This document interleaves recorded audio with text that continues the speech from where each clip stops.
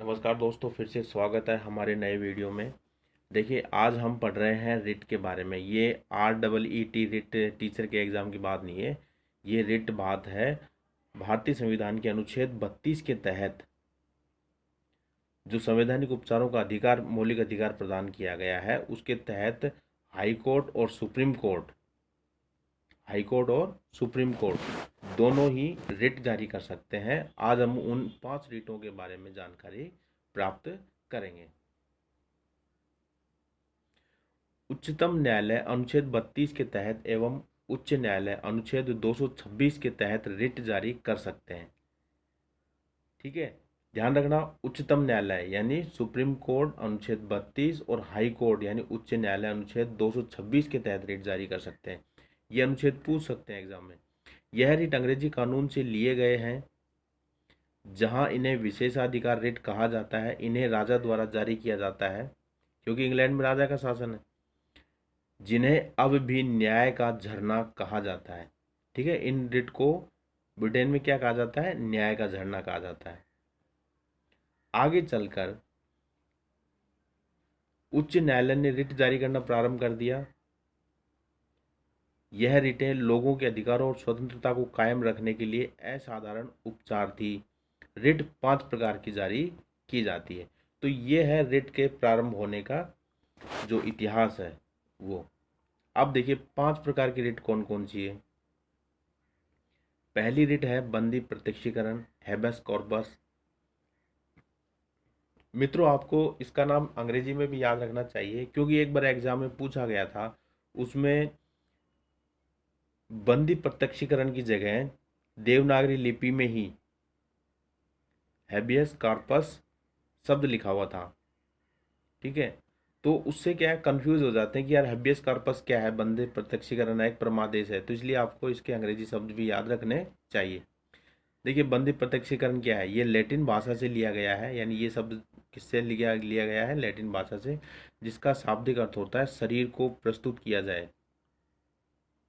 यह उस व्यक्ति के संबंध में न्यायालय द्वारा जारी आदेश है जिसे दूसरे द्वारा हिरासत में रखा गया है।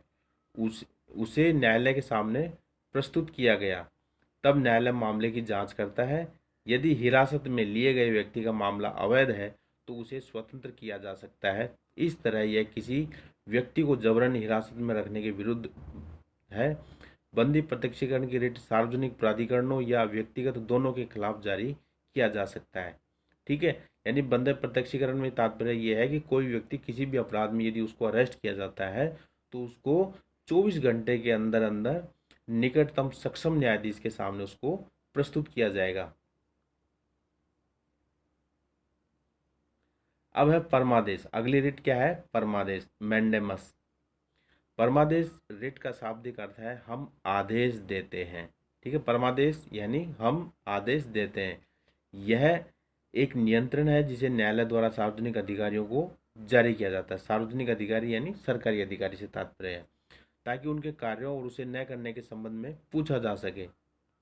इसे किसी भी सार्वजनिक इकाई, निगम, अधीनस्थ न्यायालय, प्राधिकरण या सरकार के खिलाफ समान उद्देश्य के लिए जारी किया जा सकता है। यानी सरकार के खिलाफ भी इसको जारी किया जा सकता है। परमादेश यानी हम आदेश देते हैं, यानी न्यायपालिका आदेश देगी कि आपको ये कार्य करना है, ये आपके अधिकार क्षेत्र में आता है। तीसरे प्रकार की रिट है प्रतिषेध, प्रोहिबिशन, प्रतिषेध। इसका शाब्दिक अर्थ है रोकना। प्रोहिबिशन यानी रोकना। इसे किसी उच्च न्यायालय द्वारा अधीनस्थ न्यायालयों को अपने न्याय क्षेत्र से, ध्यान दीजिए इसे दोबारा से, इसे किसी उच्च न्यायालय द्वारा अधीनस्थ न्यायालयों को अपने न्याय क्षेत्र से उच्च न्याय कार्यों को करने से रोकने के लिए जारी किया जाता है। जिस तरह परमादेश सीधे सक्रिय रहता है, प्रतिषेध सीधे सक्रिय नहीं रहता है। प्रतिषेध संबंधी रिट न्यायिक एवं अर्ध न्यायिक प्राधिकरण के विरुद्ध ही जारी किए जा सकते हैं, या प्रशासनिक प्राधिकरण, विधायी निकायों एवं निजी व्यक्ति या निकायों के लिए उपलब्ध नहीं है। देखिए, इसका सीधा सा तात्पर्य यह है कि किसी न्यायालय में कोई मामला चल रहा है और वो मामला उस न्यायालय के अधिकार क्षेत्र में नहीं आता, तो उस न्यायालय से उच्च न्यायालय, यानी जैसे कोई मामला जिला न्यायालय में चल रहा है तो हाई कोर्ट उनको आदेश दे सकता है, ठीक है। और उच्च न्यायालय में चल रहा है तो सुप्रीम कोर्ट उनको आदेश दे सकता है उच्च न्यायालय को कि आप इसको अपने यहाँ रोक दीजिए, क्योंकि ये आपके अधिकार क्षेत्र में नहीं आता है। अगली रिट है उत्प्रेषण। अगली रिट है उत्प्रेषण, सर्ट्योररी।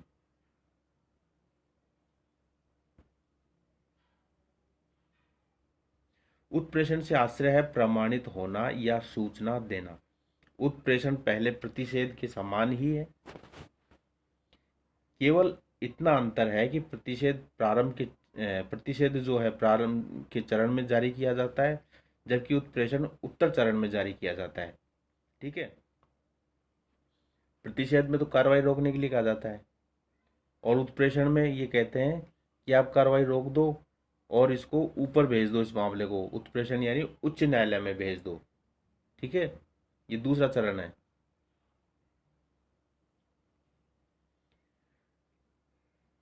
जबकि उत्प्रेषण उत्तर चरण में जारी किया जाता है, इसके अंतर्गत उच्चतम तथा उच्च न्यायालय द्वारा अपने अधीनस्थ न्यायालय से किसी भी विषय को अपने पास मंगवा सकता है।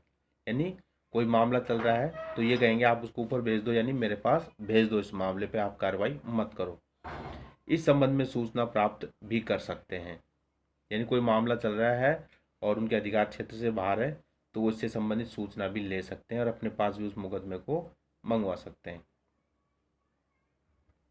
अगली रिट है अधिकार परीक्षा, क्यो वारंटो।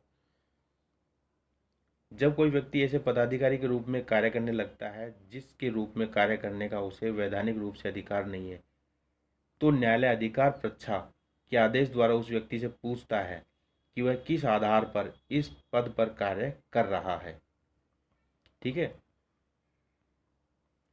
अधिकार परीक्षा यानी किस अधिकार से ये पूछता है न्यायालय, और जब तक यह प्रश्न का संतोषजनक उत्तर नहीं देता है वह कार्य नहीं कर सकता है। इसे निजी कार्यालय के लिए जारी नहीं किया जा सकता, ठीक है। ये केवल सरकारी कार्यालयों के लिए है। तो इस प्रकार से ये है अधिकार परीक्षा, अंतिम रिट, ठीक है। इस प्रकार से 5 रिटें हाई कोर्ट और सुप्रीम कोर्ट के द्वारा जारी की जाती है।